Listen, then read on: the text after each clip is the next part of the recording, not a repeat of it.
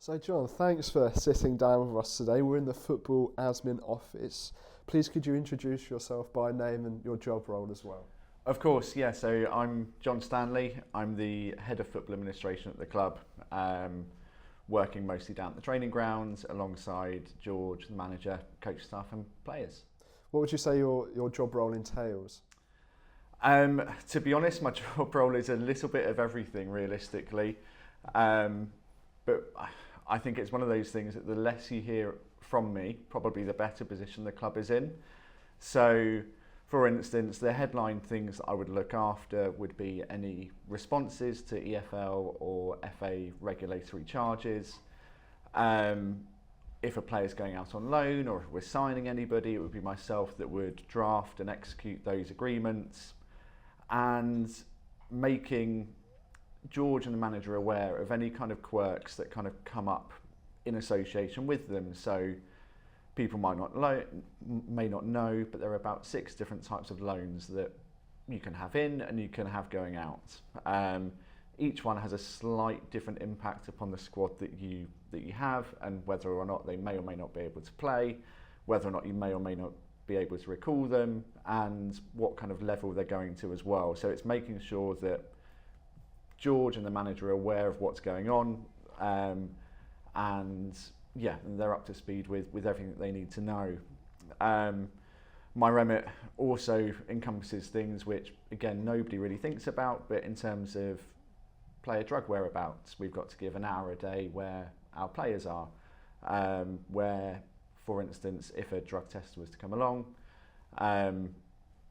that they can test them appropriately. Obviously, the repercussions of a lot of it are quite severe, so it's just something that everybody needs to be on top of, and that's my role, is to draw all of those different plates together.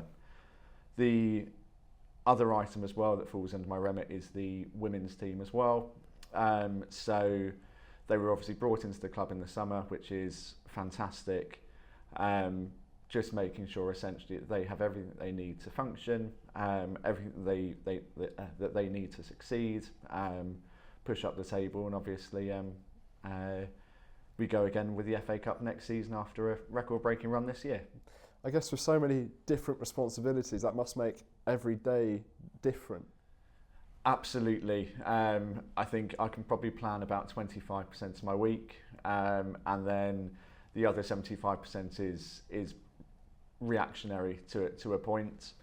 I've got to obviously be as prepared as possible for everything, particularly now during the transfer window, where we could have players coming in, we could have players going out with half an hour's worth of notice. So one of the things that I do have in place to make sure that I can react as quickly as possible and as well as possible is to have legally approved, drafted template agreements for the different types of transactions which can occur.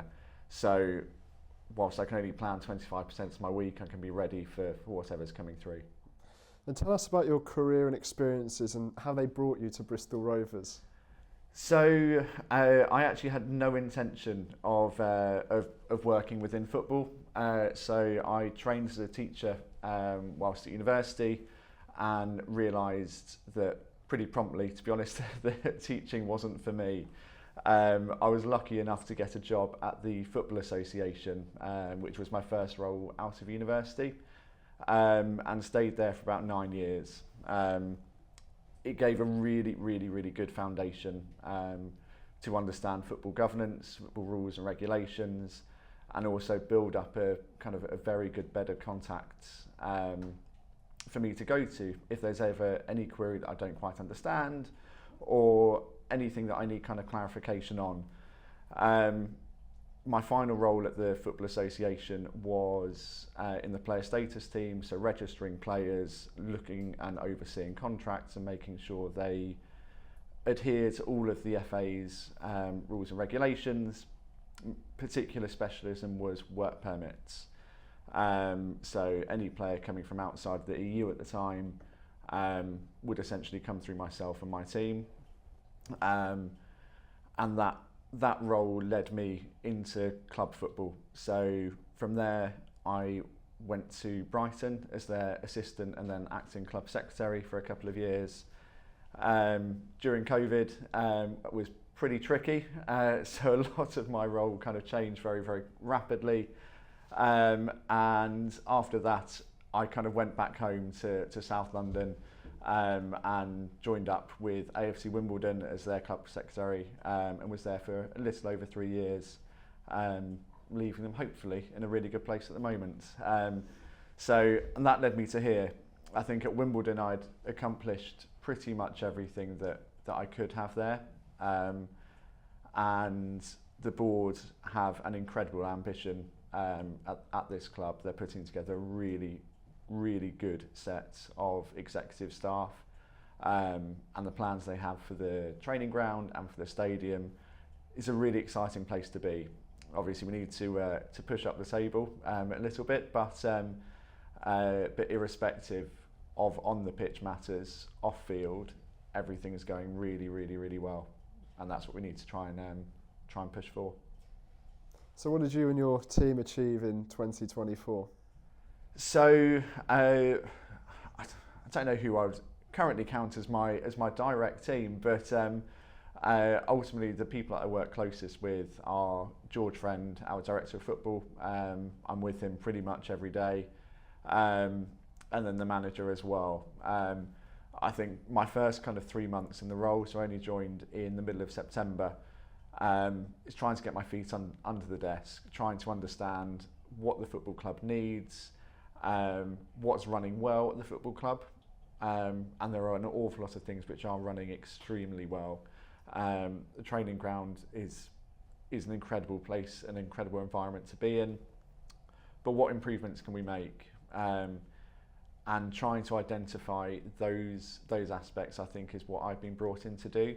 How do we tweak things a little bit to make them better? How do we, within our transfer agreements, how do we get 1% more out of them, whether that's through FIFA solidarity or training compensation methods?